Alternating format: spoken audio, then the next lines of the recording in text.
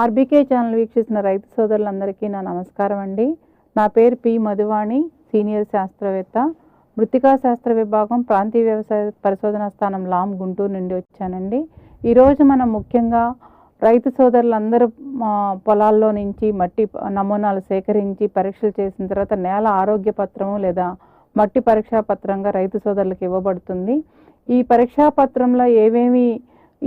పత్రంలో ఏవేమి నేల పరీక్షలు చేశారో, వాటి ఫలితాలు ఎలా ఉన్నాయి, ఆ ఫలితాల విశ్లేషణ ఆధారంగా మనం ఎరువులు వాడుకోవాలి అనేది ఈరోజు మనం తెలుసుకుందామండి. ముఖ్యంగా ఈ భూసార పరీక్షలతో మనం నేలను సంరక్షించుకోవచ్చండి. ముఖ్యంగా సుస్థిర వ్యవసాయ దిగుబడులు సాధించాలన్నా సారవంతమైన నేలలు అవసరం. అలాగే మొక్కకు అవసరమైన అన్ని రకాల పోషకాలు సకాలంలో సక్రమంగా లభ్య రూపంలో అందించగల నేల యొక్క సహజ శక్తి సామర్థ్యాలనే మనం నేల సారము లేదా భూసారం అంటాము. ఈ భూసారం అనేది వివిధ రకాల నేలల్లో వైవిధ్యంగా ఉంటుంది. ముఖ్యంగా నేల యొక్క సహజ లక్షణాలను బట్టి, అక్కడ ఉన్న వాతావరణ పరిస్థితులను బట్టి, సాగు చేసే పంటలను దృష్టిలో ఉంచుకొని ఈ నేల సారంలో హెచ్చుతగ్గులు ఉంటాయి. ఈ హెచ్చుతగ్గులను మనం అధిగమించడానికి వివిధ రకాల యాజమాన్య పద్ధతులను విధిగా పాటించవలసి ఉంటుంది. కావున ప్రతి ఒక్క రైతు సోదరుడు తన భూమి యొక్క సారం తెలుసుకోకుండా అధిక దిగుబడులు సాధించుటకు విచక్షణారహితంగా రసాయనిక ఎరువులు వాడటం వల్ల నేల తన యొక్క సహజత్వాన్ని కోల్పోయి ఉత్పాదక తగ్గుతుంది. సుస్థిర దిగుబడులు సాధించడానికి, రసాయనిక ఎరువుల సక్రమ వినియోగానికి, పోషక సమతుల్యత పాటించడానికి మరియు నేల ఆరోగ్యం కాపాడటం కోసం ఈ భూసార పరీక్షలు అనేవి తప్పనిసరి. కాబట్టి తప్పనిసరిగా రైతు సోదరులందరూ ఈ సమ్మర్లో అంటే వేసవి కాలంలో పంట అయిపోయిన తర్వాత తప్పనిసరిగా మట్టి నమూనాలను సేకరించి, అంటే శాస్త్రీయ పద్ధతిలో మట్టి నమూనాలను సేకరించి కనుక మనం భూసార పరీక్ష కేంద్రాలకు ఇస్తే తప్పనిసరిగా వారు మనకి పరీక్షలు చేసి మనకి పరీక్షా పత్రాన్ని ఇస్తారండి. సో ఆ పరీక్షా పత్రంలో మనకి పరీక్షా పత్రంలో ఏమేమి పొందుపరుస్తారు అంటే, నేలలు సహజంగా ఉన్న పోషక పదార్థాలతో పాటు అదనంగా వేసిన సేంద్రియ మరియు రసాయనిక ఎరువులోని పోషకాలను అందజేసి పంట దిగుబడి దోహదపడుతూ ఉంటాయి ఈ నేలలు. కాబట్టి నేలల్లో ఉన్న భూసారాన్ని తరచూ తెలుసుకోవటం ఎంత అవసరం. తదనుగుణంగా మన ఎరువుల వాడకంలో అనవసర ఖర్చులు చేయకుండా భూసారాన్ని కాపాడుకుంటూ మరియు సుస్థిర దిగుబడులు సాధించవచ్చు. అలాగే ఈ భూసార పరీక్షలు వేసవిలో పంట కోతల అనంతరం ఈ మట్టి నమూనాలను సేకరించాలి. రైతులు తమ పొలంలోని మట్టిని వర్షాధార భూముల్లో కనుకైతే ప్రతి 2 లేక 3 సంవత్సరాలకు ఒకసారి చేసుకొనవచ్చును. అలాగే నీటి వసతి కింద పండించే భూముల్లో 3 పంటలకు ఒకసారి పరీక్షలు చేయించడం వలన పోషకాల యొక్క హెచ్చుతగ్గుల గురించే కాక భూమి యొక్క భౌతిక రసాయనిక సమస్యలు మరియు నేలలో ఏమైనా విషతుల్య పదార్థాల మోతాదు కూడా ఉన్నా తెలుసుకోగలుగుతాం. సో ఇది మట్టి పరీక్షా పత్రం యొక్క నమూనా అన్నమాట. ఈ పరీక్షా పత్రంలో ముందుగా మనకి ఫార్మర్స్ అంటే రైతు యొక్క డీటెయిల్స్, ఆ రైతు నేమ్ ఏంటి, ఆయన యొక్క అడ్రస్, అలాగే అది ఏ జిల్లాకు సంబంధించింది, ఎక్కడ ఫీల్డ్ నెంబర్ ఏంటి, ఫీల్డ్ సర్వే నెంబర్ ఏంటి, ఎంత ఏకరేజీ, ఇంతకుముందు ఏమన్నా పంటలు వేసినాడా, అలాగే ఇంతకుముందు ఏదన్నా ఆ సాగు ఇరిగేషన్ కింద ఉందా లేదా రెయిన్ ఫెడ్డా అనేది అలాంటి విషయాలు పొందుపరిచి రైతు ఇవ్వాల్సి ఉంటుంది ముందుగా మట్టి నమూనా ఇచ్చేటప్పుడు. అలాగే వేయబోయే పంట గురించి కూడా తెలియజేయాలి. గత సంవత్సరం వేసిన ఎరువుల గురించి కూడా రైతు మట్టి నమూనాతో పాటు పొందుపరిచి ఇవ్వాల్సి ఉంటుంది. ఆ వివరాలతో పాటు ఏమేమి పరీక్షలు భూసార పరీక్షా కేంద్రాల్లో చేశారో, అలాగే ఉదజని సూచికని, అలాగే లవణ సాంద్రత ఎలా ఉంది, అలాగే నేల సారాన్ని మెయిన్గా ప్రభావితం చేసే సేంద్రియ పదార్థం విలువ ఎంత ఉంది, అలాగే పంటకు అవసరమైన అన్ని రకాల పోషకాలు, ముఖ్యంగా పంటకి 16 రకాల పోషకాలు అవసరం. ఆ 16 రకాల పోషకాలు ఏ స్థాయిలో ఉన్నాయి, వాటిల్లో కనీస స్థాయి నేలలో ఎంత ఉండాలి, ఇంత ఉంది కాబట్టి ఎంత ఎరువులు వేసుకోవాలి అనేది కూడా ఈ భూసార పరీక్షా పత్రంలో, అంటే నేల ఆరోగ్య పత్రం అని కూడా అంటాం మనం, ఈ నేల ఆరోగ్య పత్రంలో పొందుపరుస్తారు. అలాగే భూమిలో ఉన్న భౌతిక సమస్యలు ఏంటి, రసాయనిక సమస్యలు ఏంటి, ఏమన్నా జీవ వైవిధ్య సమస్యలు ఉన్నా కూడా ఇందులో పొందుపరిచి దానికి తదనుగుణంగా సూచనలు ఇవ్వటం జరుగుతుంది అన్నమాట. సో మనం 1 by 1 ఈ భూసార పరీక్షా పత్రంలో కానీ ఆరోగ్య పత్రంలో పొందుపరిచిన వివిధ రకాల విషయాల గురించి మనం తెలుసుకుందాం. ముందుగా నేల స్వభావం ఎలా ఉంది అంటే, నేల స్వభావం అంటే ఏంటంటే, నేల అంటే ముఖ్యంగా 3 రకాల పదార్థాల కలయిక. అందులో బంకమన్ను ఎంత ఉంది, ఒండ్రు ఎంత ఉంది, అలాగే శాండ్ ఇసుక పర్సంటేజ్ ఏ ఏ పడాల్లో ఉన్నాయో సూచించడాన్ని మనం నేల స్వభావం అంటాం. ఎందుకంటే నేల స్వభావం తెలుసుకుంటే మనకి దాన్ని బట్టే మనం వేసే ఎరువుల యొక్క ఫలితాలు కానీ ఎంత మోతాదుల్లో వేసుకోవాలి, ఏ పంటకి ఈ నేల స్వభావాన్ని బట్టే మన పంట కూడా మనం సూచించుకోవటం జరుగుతుంది. అలాగే ఏవైనా ప్రాబ్లం ఉన్నప్పుడు మనం వేసే కొన్ని రకాల అమెండ్మెంట్స్ అవి ఏ మోతాదులో వేసుకోవాలనేది కూడా నేల స్వభావాన్ని బట్టి ఉంటుంది.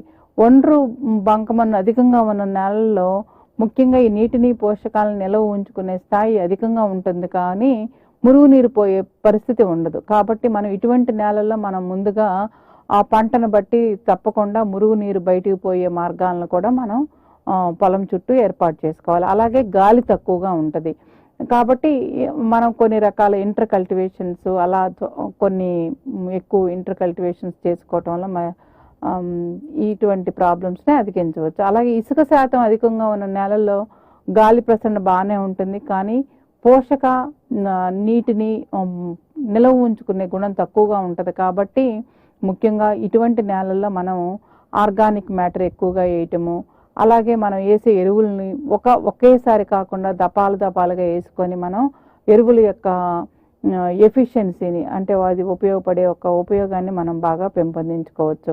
అలాగే ఈ లవణ సూచికలను విభజించడంలో కూడా మనం నేల స్వభావాన్ని పరిగణలోకి తీసుకుంటాం అన్నమాట. అందుకని నేల స్వభావం తెలుసుకోవటం అనేది చాలా చాలా అవసరం. ప్రతి ఒక్క రైతు కూడా తన యొక్క నేల స్వభావాన్ని ముందుగా తెలుసుకోవాలి. అట్లాగే నెక్స్ట్ ముఖ్యంగా అన్ని రకాల నేల యొక్క ధర్మాలను ప్రభావితం చేసేది ఉదజని సూచిక అన్నమాట. ఈ ఉదజని సూచిక ప్రత్యక్షంగా నేల యొక్క సారాన్ని ప్రభావితం చేస్తుంది. ఎందుకంటే మొక్కకు అవసరమైన అన్ని రకాల పోషకాలని ఈ ఉదజని సూచిక ఒక క్రమమైన పద్ధతులు అంటే 6.5 నుంచి 7.5 వరకు ఉన్న నేలల్లోనే మొక్కకు అవసరమైన అన్ని రకాలు మొక్క ఉపయోగించుకునే రూపంలో నేలలో ఉండి మొక్కకు ఉపయోగపడతాయి అన్నమాట. అలా కాకుండా ఉదజని సూచిక బాగా తక్కువగా ఉన్నా కానీ బాగా ఎక్కువగా ఉన్న కొన్ని రకాల మూలకాలే మొక్కకు ఉపయోగపడే రూపంలో ఉండి మొక్కకు అందటం జరుగుతుంది. తద్వారా ఏమవుతుందంటే దిగుబడి తగ్గిపోయే అవకాశం ఉంది. కాబట్టి ఉదజని సూచిక తటస్థ స్థాయిలో మెయింటైన్ చేయడానికి మనం ఎప్పుడు సేంద్రీయ పదార్థం కానీ పచ్చిరొట్ట పైరులను వేసి కలయిదున్నటం వలన కూడా మనం 6.5 నుంచి 7.5 స్థాయి వరకు మెయింటైన్ చేసుకోవాలి నేలలను ఎప్పుడు. అలాగే మన ఈ ఉదజని సూచిక స్కేల్ ఎలా కొలుస్తారు అంటే ఆ స్కేల్ ఎక్కడి నుంచి ఉంటుందంటే 0 నుంచి 14 వరకు ఉంటుంది. అయితే బాగా కాబట్టి నేలని ఉదజని సూచిక ఆధారంగా మనం కొన్ని రకాల నేలలుగా వర్గీకరించుకున్నాం అనమాట. 6.5 కన్నా తక్కువగా ఉంటే ఆ నేలలన్నీ బాగా ఆమ్లగుణం కలిగి ఉన్నాయి అన్నమాట. అంటే 6.6 నుంచి 7.5 వరకు ఉన్న నేలను మనం తటస్థమైన నేలలు అంటే అన్ని రకాల పంటలకి అనుకూలము, అన్ని రకాల మొక్కకు అవసరమైన అన్ని రకాల పోషకాలు లభ్య రూపంలో నేలలో ఉండి మొక్కకు ఉపయోగపడతాయి కాబట్టి మంచి దిగుబడులు సాధిస్తాం ఇలా ఉన్నటువంటి నేలల్లో. అలాగే ఉదజని సూచిక 7.6 నుంచి 7.9 వరకు ఉంటే అటువంటి నేలను మనం అల్పక్షారం కలిగిన నేలలు అంటాము. అంటే పెద్ద తేడా ఉండదు ఇంత ఈ స్టేజ్లో. అలాగే 7.9 నుంచి 8.4 వరకు ఉన్నప్పుడు మధ్యక్షారం కలిగిన నేలలు అంటాము. అలాగే 8.5 కన్నా ఎక్కువగా ఉంటే అటువంటి నేలను మనం అధిక క్షారము లేదా కారుచౌడు నేలలు అంటాము. అంటే ఓన్లీ కొన్ని రకాల పోషకాలు మాత్రమే మొక్కకు ఉపయోగపడే రూపంలో ఉండి ఉపయోగపడితే బాగా దిగుబడులు తగ్గుతాయి. కాబట్టి కొన్ని రకాల యాజమాన్య పద్ధతుల ద్వారా మనము ఈ క్షార గుణాన్ని తగ్గించుకోవచ్చు అన్నమాట. కాబట్టి తప్పనిసరిగా ప్రతి రైతు మన ఉదజని సూచిక ఎంత ఉంది మన నేలల్లో, తక్కువ స్థాయిలో ఉందా ఎక్కువ స్థాయిలో ఉంది, తక్కువ స్థాయిలో ఉంటే ఏం చేయాలి, ఎక్కువ స్థాయిలో ఉంటే ఏం చేయాలి అనేది కూడా మన నేల యొక్క ఆరోగ్య పత్రంలో సూచించడం జరుగుతుంది అన్నమాట. ఇంకా రెండవది చాలా ఇంపార్టెంట్ అయినది ఇది లవణ సూచిక అన్నమాట. ఈ లవణ సూచిక అంటే ఈసీ అని అంటాం ఇంగ్లీష్లో మనము. అంటే నేలల్లో బాగా లవణాలు ఉంటాయి, లవణాలే పోషకాలు.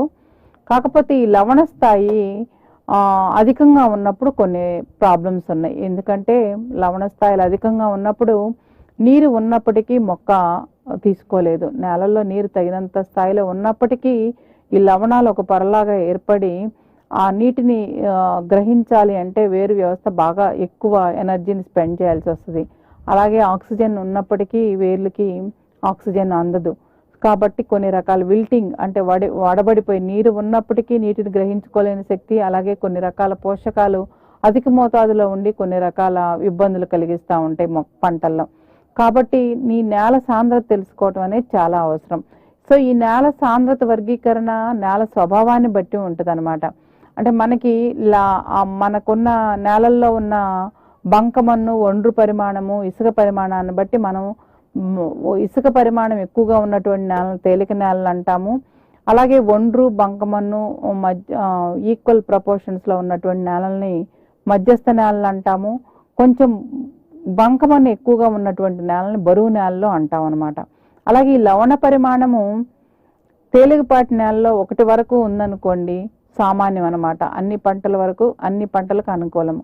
అలాగే మధ్యస్థ నేలలో 1.59 డెసిసైమన్స్ కనుక ఉంటే పర్వాలేదు, అనుకూలమే. అలాగే బరువాయి నేలల్లో 2 వరకు సరిపోతుంది అనమాట. 2 వరకు ఉన్నా కూడా మనం అన్ని రకాల పంటలలో వేసుకోవచ్చు అటువంటి నేలల్లో. అలాగే 1.1 నుంచి 2 వరకు ఉంటే తేలిక నేలల్లో మొలక శాతం కొంచెం కష్టమవుతుంది.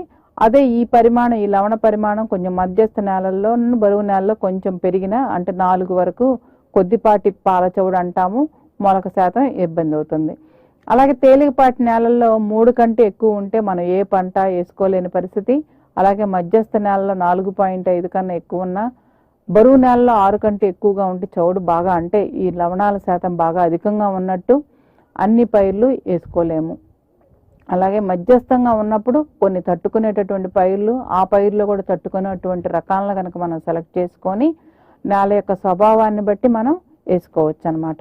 సో ఈ విధంగా మనకి లవణ సూచిక అనేది ఏ పంటలు వేసుకోవచ్చు. ఎందుకంటే అన్ని రకాల పంటలు మనము తట్టుకోలేవు అనమాట అధిక లవణ శాతాన్ని. కాబట్టి తట్టుకునే రకం లవణ సూచిక ఎంత సూచించారో మన ఆరోగ్య పత్రంలో దానికి అనుగుణంగా మనం పంటల్ని సెలెక్ట్ చేసుకోవాలన్నమాట. అలాగే ముఖ్యంగా పంట సాగుకి మంచినీటిని వినియోగిస్తూ మురుగునీరు పోయే కనుక తగినటువంటి ఏర్పాట్లు చేసుకుంటే కనుక ఈ నేలల్లో లవణ సాంద్రత పెరగకుండా, చౌడు బారకుండా చూసుకోవచ్చు. అలాగే ముఖ్యంగా ఇంకొక ఇంపార్టెంట్ ఏంటంటే సేంద్రీయ కర్బనం. ముఖ్యంగా ఈ సేంద్రీయ కర్బనం తెలుసుకోవాలి అంటే సేంద్రీయ పదార్థాన్ని తెలుసుకోవడానికి ముఖ్యంగా మన సేంద్రీయ కర్బనం అనేది మన పరీక్షాశాలల్లో కనుక్కుంటాం అనమాట. ఈ సేంద్రీయ కర్బనాన్ని మనం 1.7తో గుణించితే మనకి నేలల్లో యొక్క సేంద్రీయ పదార్థ శాతం తెలుస్తుంది. సేంద్రీయ పదార్థం అనేది చాలా అవసరం. ఎందుకు అవసరం అంటే మనకి నేలల్లో ఉన్న పోషకాలన్నీ మొక్కకు ఉపయోగపడే రూపంలో మారాలి అంటే సూక్ష్మజీవులు అవసరం. ఈ సూక్ష్మజీవులకు ఆహారం ఈ సేంద్రీయ పదార్థం అనమాట. నేలల్లో తగినంత సేంద్రీయ పదార్థం లేనప్పుడు సూక్ష్మజీవులు మనుగడ సాధించలేవు. పోషకాలు ఉన్నప్పటికీ అవి మొక్క ఉపయోగపడే రూపంలో మారకుండా అలానే ఉండటం వల్ల మొక్క గ్రహించుకోలేకపోతుంది. అలాగే ఈ సేంద్రీయ పదార్థం విచ్ఛిన్నమయ్యి మట్టి రేణువులతో కలిసి ఆ నేల చక్కని ఆకృతి కానీ చక్కని భౌతిక లక్షణాలతో మంచి గాలి ప్రసరణ, అలా మంచి ఆకృతి, మంచి నిర్మాణం ఏర్పడటానికి ఈ సేంద్రీయ పదార్థం చక్కగా ఉపయోగపడుతుంది అనమాట. కాబట్టి ఈ సేంద్రీయ కర్బనం అనేది మనం నేలల్లో ఎప్పుడూ పెంపొందించుకుంటూ ఉండాలి. కేవలం రసాయనిక ఎరువులు మాత్రమే ఉపయోగించడం వల్ల ఈ సేంద్రీయ కర్బనం శాతం తగ్గుతూ ఉంటుంది. ఎందుకంటే మన అధిక ఉష్ణోగ్రత కలిగిన ప్రాంతాలు ఎప్పటికప్పుడు ఈ అధిక ఉష్ణానికి ఈ నేలలో ఉన్న సేంద్రీయ పదార్థం విచ్ఛిన్నమై గాలిలో కార్బన్ డైఆక్సైడ్ రూపంలో కలిసిపోతుంది. కాబట్టి తప్పనిసరిగా రసాయనిక ఎరువులతో పాటు ప్రతిసారి మనము సేంద్రీయ పదార్థం ఎంతో కొంత నేలకి అందుబాటులో ఉన్న సేంద్రీయ పదార్థాన్ని అందించాలి. అలాగే ఈ సేంద్రీయ కర్బనం యొక్క కంటెంట్ని బట్టి మనం నేలని 3 రకాలుగా వర్గీకరణ చేసుకున్నాం. ఈ విధంగా మనకి 0.5% కన్నా తక్కువగా ఉన్న నేలని మనం బాగా తక్కువ సేంద్రీయ పదార్థం ఉన్న నేలలుగా గమనించుకోవాలి. అంటే బాగా ఎక్కువ పర్సంటేజ్ మనం నేలకు సేంద్రీయ పదార్థం అందించాలని అర్థం అనమాట. అలాగే 0.5 నుంచి 0.75 వరకు ఉంటే అటువంటి నేలలను మనం మధ్యస్థ నేలలు అంటాం. అంటే మధ్యస్థంగా ఉంది సేంద్రియ పదార్థం అనేది అర్థమవుతుంది. సో అలాగే 0.75 కన్నా ఎక్కువగా ఉంటే సేంద్రియ పదార్థం ఎక్కువగా ఉన్నట్టు, మంచిగా సూక్ష్మజీవులు ఈ నేలలో వృద్ధి చెంది పోషకాలన్నీ మొక్కకి ఉపయోగపడతాయి అన్నమాట. ఈ విధంగా మనం, ఎందుకంటే సేంద్రియ కర్బన ఆధారంగానే మనం నేల యొక్క సారాన్ని నిర్ణయిస్తాం కాబట్టి ఈ సేంద్రియ కర్బనం అనేది చాలా చాలా ఇంపార్టెంట్. ముఖ్యంగా రైతులు మన నేలలో సేంద్రియ కర్బనం ఎంత ఉంది అనేది తెలుసుకోవాలన్నమాట. నెక్స్ట్ ఇంకా మొక్కకు అవసరమైనటువంటి పోషకాలని మనం 2 రకాలుగా విభజించుకున్నాం అనమాట. ఒకటి ప్రధాన పోషకాలు, 2 సెకండరీ అంటే ఉప పోషకాలు లేదా సూక్ష్మ పోషకాలు అంటాం. ప్రధాన పోషకాలను ఎందుకు అంటున్నామంటే మొక్క తీసుకునే స్థాయిని బట్టి వీటిని మనం ప్రధాన పోషకాలుగా అంటాం. అంటే మొక్క ఎక్కువ మోతాదులో తీసుకునే వాటిని ప్రధాన పోషకాలు. అందులో ముఖ్యమైనవి నత్రజని, భాస్వరము, పొటాష్ అన్నమాట. అలాగే ఉప పోషకాలు కాల్షియము, మెగ్నీషియము, సల్ఫరు. సూక్ష్మ పోషకాలు అంటే మరి ఇవి సూక్ష్మంగా మొక్కకు అవసరమైనప్పటికీ మొక్క యొక్క జీవన క్రియలో వీటి యొక్క పాత్ర ఎంతో ముఖ్యమైనది. అవి లేనిదే మొక్క పంట తన జీవిత చరిత్ర, ఏ మొక్క అయినా ఏ పంట అయినా తన జీవిత చరిత్ర కంప్లీట్ చేయలేదు. ఆ సిమ్టమ్స్ ఆ లోపం యొక్క సిమ్టమ్స్ ప్రస్ఫుటంగా మనకి పంటపై కనిపిస్తాయి. దిగుబడులు కూడా తగ్గడానికి అవకాశం ఉంది. కాబట్టి మనం ముందుగా పంట వేయబోయే ముందే మన ప్రధాన పోషకాలు ఏ స్థాయిలో ఉన్నాయి, ఈ సూక్ష్మ పోషకాలు, ఉప పోషకాలు ఏ స్థాయిలో ఉన్నాయి అనేది కూడా తెలుసుకోవాలి.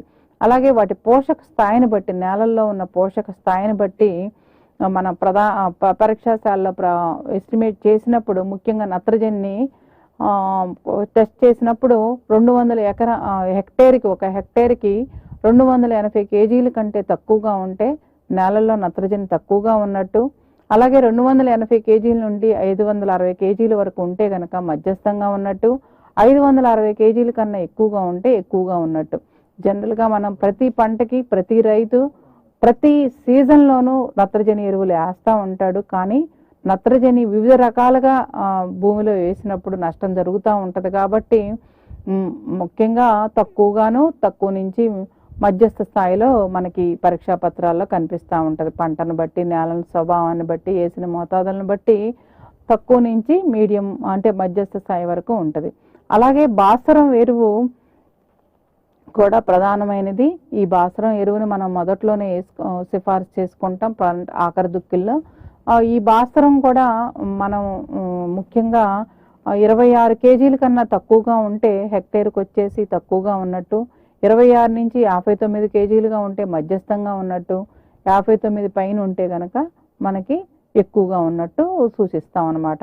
జనరల్గా భాస్వరం స్థాయి మన నేలల్లో అధికంగానే ఉంటుంది ఈ మధ్య చేసిన ఏ పరీక్షలు చేసినా కూడా. కాబట్టి తప్పనిసరిగా రైతు సోదరులు ఈ భాస్వరం ఎరువులు అధికంగా ఉంటే కనుక రసాయనిక రూపంలో కాకుండా ఆ నేలల్లో ఉన్నటువంటి ఎక్కువ స్థాయిలో ఉన్నటువంటి, కరగకుండా ఉన్నటువంటి ఈ భాస్వరపు నిల్వల్ని కరిగించేటటువంటి కొన్ని రకాల బయో ఫర్టిలైజర్స్ ద్వారా మనము రసాయనిక ఎరువులు వినియోగించుకోకుండా వాటిని వినియోగించుకున్నట్టయితే మనకి తక్కువ ఖర్చు అవుతుంది. దాంతోపాటు మనం కెమికల్ లోడ్ని అంటే ఫర్టిలైజర్ లోడ్ను కూడా మనం మన భూమిలో తక్కువ చేసుకోవచ్చు అన్నమాట. అలాగే పొటాష్ ఎరువులు కూడా, పొటాష్ ఏ స్థాయిలో ఉంది అనేది కూడా మనం భూసార పరీక్ష ద్వారా తెలుసుకోవచ్చు. జనరల్గా ఈ పొటాష్ మోతాదు నేలల్లో 145 కేజీల కంటే తక్కువగా ఉన్నప్పుడు తక్కువగాను, 145 కేజీల నుంచి 340 కేజీల వరకు ఉంటే మధ్యస్థంగాను, 340 కేజీల కంటే ఎక్కువగా ఉన్నప్పుడు ఎక్కువగా ఉన్నట్టు మనం సూచిస్తాం అన్నమాట. ఈ పొటాష్ కూడా ఎక్కడో బాగా అంటే పొటాష్ ఎరువులు వినియోగంలో అవగాహన లేనటువంటి రైతు పొలాల్లో తప్పితే మిగతా అంటే ఎక్కువగా నల్లరేగడి భూముల్లో ఈ ఒండ్రు నేలల్లో బాగానే పొటాష్ నిల్వలు అధికంగానే ఉన్నాయి. దాన్ని బట్టి మనం ఏంటంటే పొటాష్ ఎరువుల మోతాదును తగ్గించుకోవచ్చు. అలాగే నేలల్లో ఉన్న పొటాష్ను కరిగించే బ్యాక్టీరియాను ఉపయోగించి కూడా మనం రసాయనిక ఎరువులు వినియోగించుకోకుండా వాటి ద్వారా మనం నిక్షిప్తంగా ఉన్నటువంటి అంటే కరగకుండా మొక్కకు ఉపయోగపడే రూపంలో ఉన్నటువంటి పొటాష్ నిలువలను కొన్ని రకాల పొటాషియం రిలీజింగ్ బ్యాక్టీరియా ద్వారా కరిగించి మనం మొక్కకు అందుబాటులో చేసుకోవచ్చు. సో ఈ విధంగా మనం ఆ పోషక స్థాయిలను తెలుసుకొని మోతాదులను తగ్గించుకోవచ్చు. అలాగే ఆల్టర్నేట్ సోర్సెస్ను కూడా మనం వినియోగించి రసాయనిక ఎరువుల మోతాదుని తగ్గించుకోవడానికి అవకాశం ఉంది. అలాగే కాల్షియము, మెగ్నీషియము, సల్ఫర్ కూడా ఉన్నవి. ఇవి ఉప పోషకాలు అంటాము. ఇవి ఉప పోషకాలు కూడా కాల్షియము, మెగ్నీషియం కనుక నేలల్లో 2 మిల్లీ ఈక్వలెంట్స్ పర్ లీటర్ కన్నా తక్కువగా ఉంటే తక్కువగా ఉన్నట్టు, మిల్లీ ఈక్వలెంట్స్ పర్ 100 గ్రామ్స్ ఆయిల్లో కనుక తక్కువగా వస్తే తక్కువగా ఉన్నట్టు, లేదా ఎక్కువ ఉంటే ఎక్కువగా ఉన్నట్టు. జనరల్గా కాల్షియము, మెగ్నీషియం అనేవి నేలల్లో లోపం ఎక్కడా కనిపించదు. అలాగే సల్ఫర్ గంధకం అన్నమాట, ఇది కూడా 10 ppmల కన్నా తక్కువగా ఉంటే నేలల్లో తక్కువగా ఉన్నట్టు, 10 ppmల కన్నా ఎక్కువగా ఉంటే నేలల్లో ఎక్కువగా ఉన్నట్టు.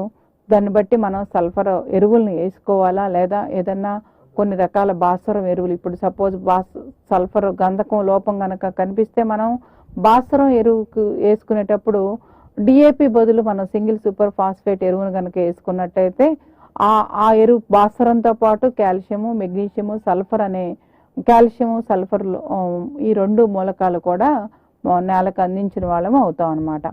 సో ఇంకా అలా మనం ఈ భూసార పరీక్షల ద్వారా మనం ఉప పోషకాల స్థాయి, ఆ స్థాయిని బట్టి ఉప పోషకాలకంటూ ప్రత్యేకంగా ఎరువులు వేయం కాబట్టి ఆ ప్రధాన పోషకాలకి సెలెక్ట్ చేసుకునే ఎరువులను కూడా మనం ఈ ఉప పోషకాల స్థాయిని బట్టి చూస్ చేసుకోవచ్చు అనమాట. అట్లాగే ఇంకా పంట జీవన క్రియలో, మొక్క జీవన క్రియలో అత్యంత ముఖ్యమైన పాత్ర పోషించే సూక్ష్మ పోషకాలు అయినటువంటి జింకు, ఇనుము, మ్యాంగనీసు, రాగి, బోరాన్, మాలిబ్డినము ఇవి ఏ స్థాయిలో ఉన్నాయి కూడా మన ఈ ఆరోగ్య పత్రంలో పొందుపరుస్తారనమాట. ఉదాహరణ జింకు చూస్తే ఇది కూడా నేల యొక్క స్వభావాన్ని బట్టి జింకు కనుక 0.65 ppmల కన్నా తక్కువగా ఉంటే ఈ తేలికపాటి నేలల్లో తక్కువగా ఉన్నట్టు. అలాగే బరువైన నేలల్లో దీని స్థాయి కొంచెం కనీస స్థాయి కొంచెం అధికం అనమాట.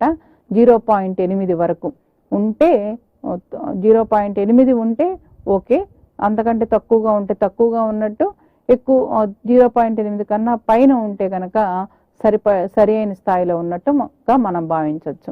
అలాగే ఇకపోతే ఇనుము అనమాట. ఇనుము కూడా చాలా ప్రధాన పాత్ర వహిస్తుంది. ఈ ఇనుము కూడా 4.5 మనం కనీస స్థాయిగా సూచించుకున్నాం తేలికపాటి నేలల్లో. అదే బరువైన నేలల్లో అయితే 6.5 ఉండాలి. 6.5 కన్నా తక్కువగా ఉంటే ఆ నేలల్లో ఇనుము లోపంగా మనం భావించాలి. అలాగే మ్యాంగనీస్ విషయానికి వస్తే తేలిక నేలల్లో 2 ppm, అలాగే బరువైన నేలల్లో 3 ppmలు కనుక తక్కువగా ఉంటే తక్కువగా ఉన్నట్టు, 3 ppmలు అంతకన్నా ఎక్కువగా ఉంటే కనుక సరిపడా ఉన్నట్లుగా మనం భావించాలి. ఇకపోతే రాగి విషయానికి వస్తే 0.2 తేలికపాటి నేలల్లో, 0.3ని మనం బరువు నేలల్లో కనీస స్థాయిగా సూచించుకున్నాం అనమాట. అలాగే బోరాన్ కూడా ముఖ్యంగా ప్రతి పంట వేసే నేలల్లో, కంటిన్యూస్గా ప్రతి వేసే పొలాల్లో మనం బోరాన్ లోపం గమనించడం జరిగింది. సో ఈ బోరాన్ కనుక నేలల్లో 0.52 ppm కన్నా తక్కువగా ఉంటే కనుక మనం తేలికపాటి నేలల్లో కానీ బరువు నేలల్లో కానీ తక్కువగా ఉంటే తక్కువగా ఉన్నట్లు, లేదా అంతకంటే ఎక్కువగా ఉంటే కనుక సరైన స్థాయిలో ఉన్నట్టు. అలా మాలిబ్డినం విషయానికి వచ్చిన 0.2 ppmలు మనం తేలికపాటి నేలలోను బరువు నేలలోను మనం కనీస స్థాయిగా నిర్ణయించుకున్నాం అన్నమాట. సో ఈ విధంగా మనం నేలలో ఈ సూక్ష్మ పోషకాల యొక్క కనీస స్థాయి విలువలను తెలుసుకొని మన నేలల స్థాయి ఎలా ఉంది, మన నేల యొక్క ఆరోగ్య పరిస్థితి ఎలా ఉందో రైతు సోదరులు తప్పనిసరిగా ఈ పోషకాల యొక్క స్థాయి మీద చక్కని అవగాహన ఏర్పాటు చేసుకొని తదనుగుణంగా ఎరువులు వేసుకోవాల్సిందిగా సూచిస్తున్నాం. నెక్స్ట్ ఈ ఫలితాల ఆధారంగా ఎరువులు మోతాదు ఎలా వేసుకోవాలి, అట్లాగే ఎరువుల మోతాదే కాకుండా మన నేలలో ఎటువంటి సమస్య ఉన్నా, అంటే చౌడ, తెల్ల చౌడ, కారు చౌడ, సో ఆ తెల్ల చౌడు నివారించుకోవటానికి, ఆ తెల్ల చౌడు నేలలో ఉత్పాదక శక్తి పెంచడానికి ఎటువంటి యాజమాన్య పద్ధతులు పాటించాలి, అలాగే కారు చౌడు నేలలో ఉత్పాదకను పెంచుకోవటానికి ఏ విధమైన యాజమాన్య పద్ధతులు చేపట్టాలనేది కూడా ఈ ఆరోగ్య పత్రంలో సూచిస్తారనమాట. ముఖ్యంగా ఎరువుల మోతాదు. మన వ్యవసాయ విశ్వవిద్యాలయం అన్ని రకాల పంటలకు అన్ని పరిశోధనా స్థానాల్లో జరిపిన పరిశోధన ఫలితాల ఆధారంగా ఏ పంటలకు ఎంత మోతాదులో ఎరువులు వేయాలి అనేది అక్కడ నేల స్వభావాన్ని బట్టి ప్రాంతాల వారీగా నిర్ధారించున్నారు. కాబట్టి ఈ పోషకాల స్థాయిని బట్టి మనం ముందుగా ఏ పంట వేయబోతున్నాము, ఆ పంటకి వేయవలసిన మోతాదు ఎంత అనేది మనం తెలుసుకోవచ్చు అన్నమాట. ఈ పోషకాల స్థాయి కనుక మనకి ముఖ్యంగా నత్రజని, భాస్వరము, పొటాషు మధ్యస్థంగా ఉంటే కనుక మన యూనివర్సిటీ, మన వ్యవసాయ విశ్వవిద్యాలయము ఆ పంటకి ఎంత మేర సిఫారసు చేసిందో అంత మోతాదు అందించాలి. అలా కాకుండా పోషక స్థాయిలో హెచ్చుతగ్గులు ఉన్నప్పుడు అది సిఫారసు చేసిన మోతాదు కన్నా సపోజ్ ఇప్పుడు మనకి పరీక్షా ఫలితాల్లో తక్కువగా ఉన్నప్పుడు మనం సిఫారసు చేసిన మోతాదు కన్నా 30% ఎక్కువగాను, అలాగే ఎక్కువగా ఉంటే గనక 30% తగ్గించి మనం వేసినప్పటికి కూడా సాధారణ దిగుబడులు సాధించడం జరిగింది. కాబట్టి మనం ఆ విధంగా నేలలో ఉన్న పోషక స్థాయికి అనుగుణంగా మనం ఎరువుల మోతాదుని 30% పెంచాలా, 30% తగ్గించాలా, లేదా సిఫారసు చేసిన మోతాదు వేసుకోవాలా అనేది మనం తెలుసుకున్నట్లయితే తప్పనిసరిగా మనం నికర లాభాలని పొందవచ్చు అన్నమాట. అలాగే ఈ ఎరువుల మోతాదు, ఎరువులను బట్టి ఎలా లెక్కించుకోవాలి, పంటకు సూచించిన పోషక పరిమాణం ఎంత, అలాగే ఆ ఎరువుల్లో ఉన్న పోషక శాతాలను కూడా రైతు సోదరులందరూ గమనించుకోవాలి. చాలా సులువుగా ఈ సూత్రం ఆధారంగా మనం ఎరువుల మోతాదును లెక్కించుకోవచ్చు. సపోజ్ ఇప్పుడు యూరియా తీసుకున్నాం అనుకోండి, అందులో నత్రజని మోతాదు ఎంత ఉంటుంది అంటే నత్రజని మోతాదు 46% ఉంటుంది. అంటే 100 kgలు మనం యూరియా తీసుకుంటే 46% యూరియా ఉంటుంది. దానికి మనం 2.2తో కనుక గుణించుకుంటే ఎంత యూరియా వేయాలి అనేది తెలుస్తుంది. అలాగే అమోనియం సల్ఫేట్ తీసుకుంటే అందులో నత్రజని మోతాదు ఎంత ఉంది, దాన్ని బట్టి మనం అంటే 4.8తో గుణించుకుంటే ఎంత అమోనియం సల్ఫేట్ వేసుకోవాలనేది తెలుస్తుంది.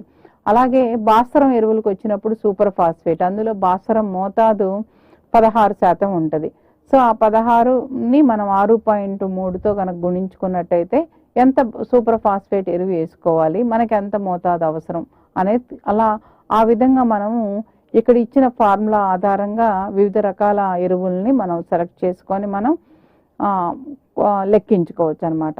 సో ఈ విధంగా సిఫారసు చేసిన ప్రకారము మార్కెట్లో లభిస్తున్న ఎరువుల్ని పోషక శాతం మరియు పొలం యొక్క విస్తీర్ణాన్ని కనుక మనం పరిగణలో తీసుకొని లెక్కలు కట్టి మనం ఎరువులు వేసుకోవటం వల్ల అనవసరమైన వ్యయం ఎరువుల పైన పెట్టకుండా అధిగమించుకోవచ్చు, అధిక దిగుబడులు పొందవచ్చు, నికర ఆదాయాన్ని పెంచుకోవచ్చు. అలాగే ఈ భూసార పరీక్షలను అనుసరించి కనుక ఎరువులను వాడుకోవటం వల్ల రైతు ఆదాయం రెట్టింపు అవటానికి కూడా అవకాశం ఉందన్నమాట.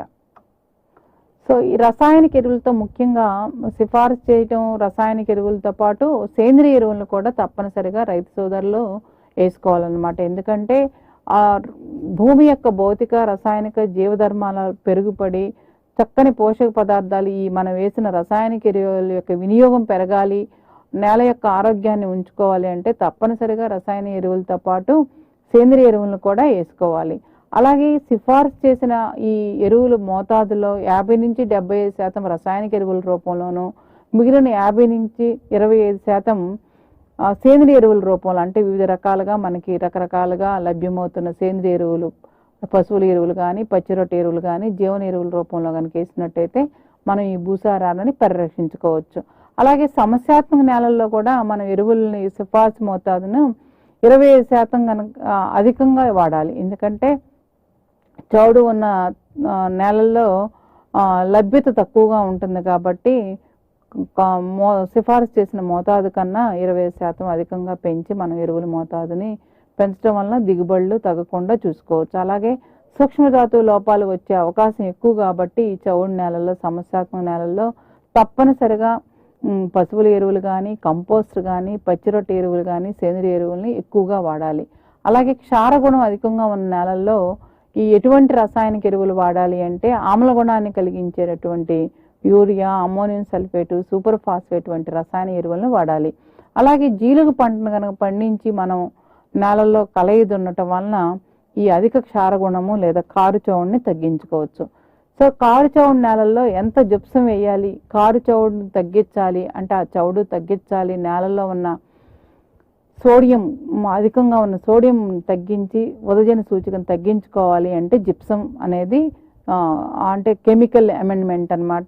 ఈ జిప్సం ఎంత వేయాలనేది కూడా మనం జిప్సం రిక్వైర్మెంట్ను కూడా మనం పరీక్షాశాలలో లెక్కించుకోవచ్చు అనమాట. సో ఒకవేళ ఈ పరీక్షాశాలలో అప్పుడప్పుడు ఈ జిప్సం రిక్వైర్మెంట్ చేయలేనప్పుడు, అందుబాటులో లేనప్పుడు ఈ కారు చౌడు నేలను కనుక మనం కంటితో విశ్లేషించినప్పుడు సాధారణంగా ఎకరాకు 1.2 నుండి 1.6 టన్నుల జిప్సాన్ని వేస్తాము. అలాగే ఈ మొత్తం జిప్సాన్ని ఒకే దఫాగా కాకుండా ఒకే దఫాగా దుక్కులో వేసి బాగా కలయి దున్నాలి. అంటే నేలలో తగినంత తేమ ఉండేటట్టు కూడా మనం జాగ్రత్త వహించాలి.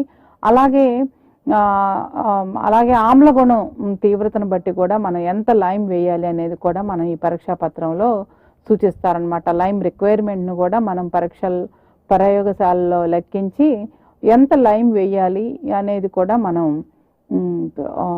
ఈ పరీక్షా పత్రంలో ఇస్తారనమాట. తదనుగుణంగా ఆ లైమ్ను వేసి మనం పంట దిగుబడులను పెంచుకోవచ్చు. అలాగే పాల చౌడును కనుక మనం తగ్గించాలి, నేలలో ఉన్న చౌడును తీసేయాలి అంటే భూమిని మడులుగా చేసి 3 లేదా 4 రోజులు ఆ నీటిని నిల్వ పెట్టి, మంచినీటితో నిల్వ పెట్టి ఆ నీటిని పొలం నుంచి తీసివేయటం వల్ల కూడా కొంత లవణ శాతం తగ్గించవచ్చు.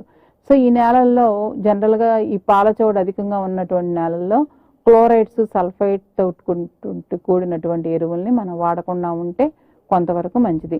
అలాగే పంట దీన్ని బట్టి మనకి సో ఈ విధంగా మనం తగిన యాజమాన్య పద్ధతులతోటి తగినటువంటి నేల ఆరోగ్య పత్రం అనుగుణంగా కనుక మనం నేలని పరిరక్షించుకుంటే తప్పనిసరిగా ముందు తరాలకి మనం ఆరోగ్యకరమైన నేలను అందించుకోగలుగుతాం. ఒక అంగుళం నేల తయారీకి వేల సంవత్సరాల టైం పడుతుంది, కానీ అది నాశనం చేయాలి అంటే కొన్ని సెకండ్లు కూడా పట్టదనమాట. కాబట్టి రైతులు నేల సారం నెరిగి వ్యవసాయం చేయవలసిందిగా కోరుచున్నాను. అందుకు తప్పనిసరిగా భూసార పరీక్షలు తోడ్పడతాయి. ఆ భూసార పరీక్షల వలన ఫలితాల ఆధారంగా మనం ఎరువులు వేయటం వలన తప్పనిసరిగా మన నేలను మనం సంరక్షించుకోగలుగుతాము. భవిష్యత్ తరాలకు మంచి ఉత్పాదక శక్తి కలిగిన ఆరోగ్యకరమైన నేలను అందించుకోగలుగుతాం. నాకు ఈ అవకాశం ఇచ్చిన ఆర్బీకే ఛానల్ వారికి ధన్యవాదాలు తెలుపుతూ నమస్తే.